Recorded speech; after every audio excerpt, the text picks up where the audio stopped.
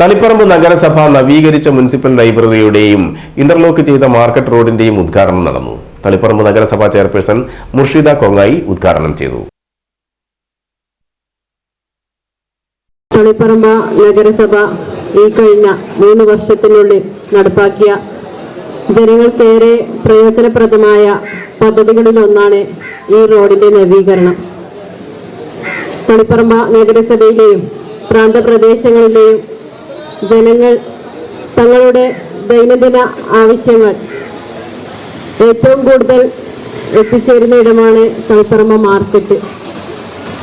അതിലേക്കുള്ള പ്രധാനപ്പെട്ട റോഡുകളിലൊന്നാണ് നമ്മുടെ ഈ റോഡ്.